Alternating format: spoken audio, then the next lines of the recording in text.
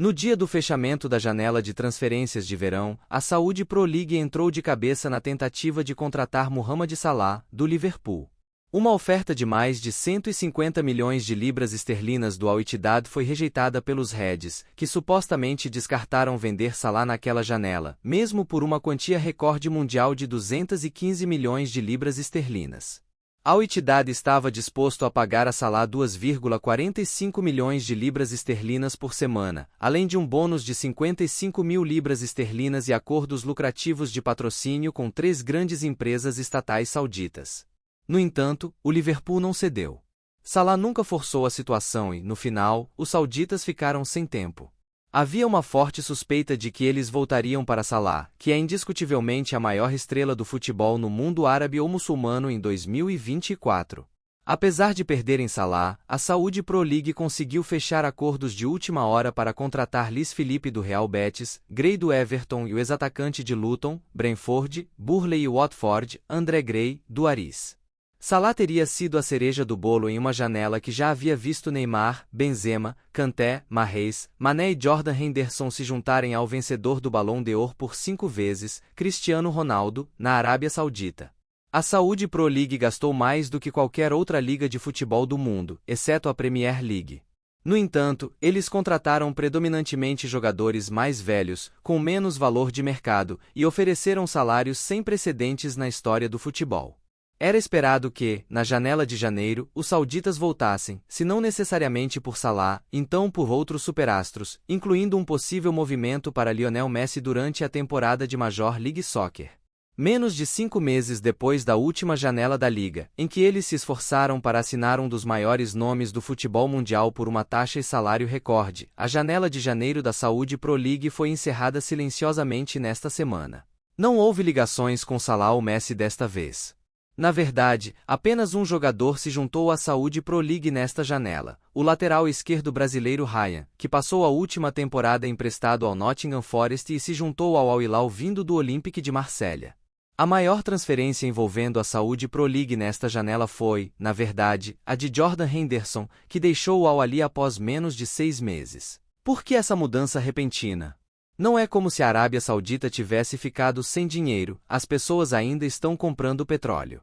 Não é como se fosse missão cumprida em termos de melhorar a imagem da Arábia Saudita ou tornar o futebol doméstico mais lucrativo. As assistências aos jogos e na televisão ficaram aquém das expectativas. E não é como se a Arábia Saudita tivesse interrompido os investimentos no esporte em geral. A temporada de 2023 em Riad viu o país sediar lutas de boxe de alto nível, torneios de tênis e supercopas de futebol. Henderson não é o único a ser vaiado. No Super Cup espanhol de 2023 entre Real Madrid e Atlético de Madrid, os torcedores vaiaram 1 minuto de silêncio pelo lendário alemão Franz Beckenbauer. Isso levanta questões sobre se a RF, já sob fogo, realmente deveria sediar seus torneios na Arábia Saudita apenas por ganho financeiro. Além disso, há problemas internos nas equipes. Relatos falam de descontentamento generalizado entre os jogadores estrangeiros e alguns jogadores da Saudi Pro League, apesar de receberem milhões de dólares mensalmente de clubes estatais, optaram por viver fora da Arábia Saudita e viajar para treinos e jogos. Então, o que está acontecendo? E é isso que discutiremos neste vídeo. Portanto, sente-se, relaxe e junte-se a mim em mais uma viagem à Arábia Saudita, enquanto exploramos por que os clubes da Saudi Pro League estavam tão silenciosos na última janela de transferências de janeiro, porque vários grandes nomes querem sair e se o projeto de futebol da Arábia Saudita está realmente se desintegrando mais rapidamente do que o da China. Embora indiscutivelmente existam problemas na Saudi Pro League, provavelmente vale a pena começar fazendo o caso da liga e reconhecendo algumas das razões compreensíveis pelas quais a janela de janeiro nunca foi tão extrema quanto a de verão. Para começar, os times da Saudi Pro League assinaram com Neymar e Benzema na janela de verão, tendo já recrutado Cristiano Ronaldo há pouco mais de um ano. Eles também enfrentam problemas regulatórios simples. A Saudi Pro League pode não estar vinculada a nenhum tipo de fair play financeiro ou restrições de sustentabilidade, mas ainda tem algumas regulamentações internas. Bem, existem algumas hipóteses. Uma delas é que os massivos investimentos da Arábia Saudita no futebol estavam centrados no desejo de sediar a Copa do Mundo da FIFA. Agora que isso está garantido, esse senso de urgência diminuiu significativamente. O Catar pagou milhões de dólares a nomes como Zinedine Zidane e o então treinador do Barcelona, Pep Guardiola, para endossar sua candidatura à Copa do Mundo de 2022. E, mais famosamente, David Beckham recebeu uma quantia reportada de 180 milhões de dólares para se tornar embaixador do país pelos próximos 10 anos, focando especialmente na Copa do Mundo. A Copa do Mundo precisava de toda a promoção e publicidade possível após os escândalos de corrupção da FIFA e inúmeras denúncias sobre as condições dos trabalhadores migrantes. Vale ressaltar que as condições de trabalho deste escritor eram excelentes, mas as de outros nem tanto. A Arábia Saudita sentiu que poderia matar 2 coelhos com uma cajadada só, trazendo jogadores para a Liga Profissional Saudita com um acordo explícito ou implícito para promover as credenciais do país como futuro anfitrião de torneios.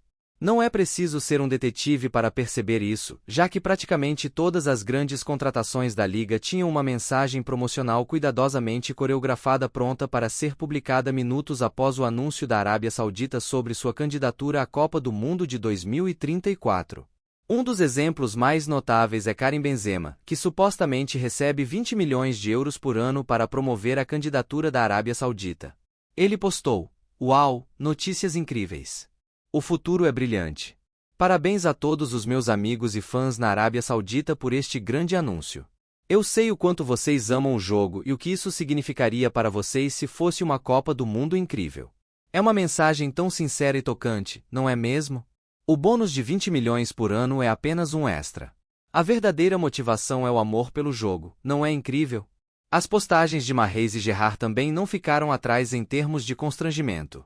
A Arábia Saudita conseguiu a Copa do Mundo sem oposição, ao contrário da sua candidatura inicial para a Copa de 2030, que era uma das 3 co-anfitriãs. Ao desistir dessa candidatura, a FIFA deu à Arábia Saudita uma chance clara de sediar a Copa de 2034 sozinha, efetivamente manipulando o processo.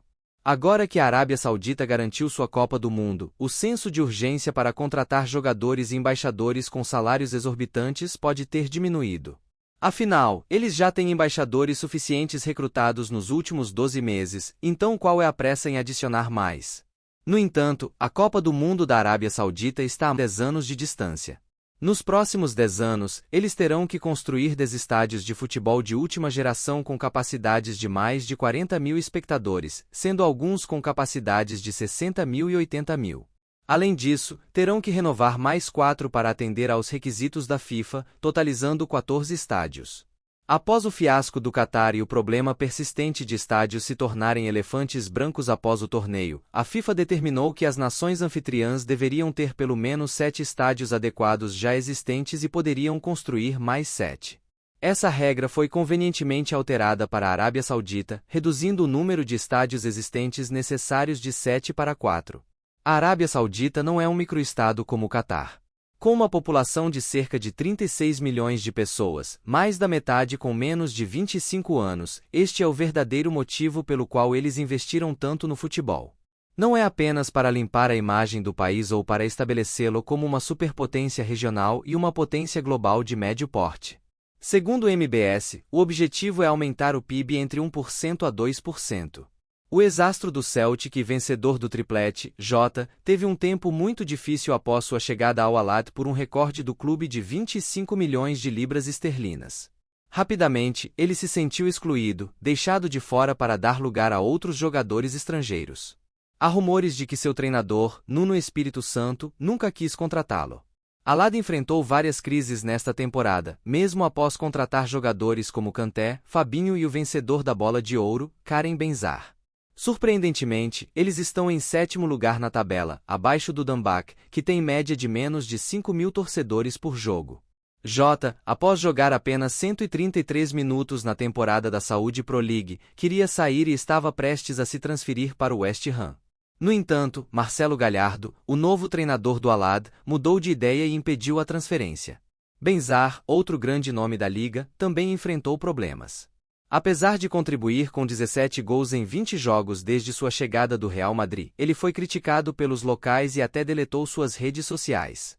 Ele expressou desejo de retornar à Europa, mas foi informado de que só poderia se transferir para outro clube saudita. Além disso, Roberto Firmino, capitão do Al-Ahly, foi dispensado do time e mostrou interesse em deixar o clube. No entanto, o clube recusou todas as ofertas. Os jogadores estrangeiros enfrentam dificuldades de adaptação à vida em Riad, especialmente devido às rígidas restrições do país. Por exemplo, é crime para casais não casados viverem juntos. No entanto, Cristiano Ronaldo e sua parceira Georgina Rodrigues parecem ser uma exceção a essa regra, causando tensão entre outros jogadores. Alguns jogadores, como Steven Gerrard e Jordan Henderson, optaram por viver em países vizinhos devido às leis mais flexíveis, como o Bahrein. Apesar das dificuldades, o diretor esportivo da liga, Michael Lalo, nega que os jogadores estejam insatisfeitos. Ele afirma que a insatisfação é apenas uma narrativa para desacreditar a liga. É evidente que jogadores estrangeiros têm dificuldades para se adaptar à vida em um país tão conservador quanto a Arábia Saudita. Ainda assim, a liga parece resistente e não está em risco iminente de colapso.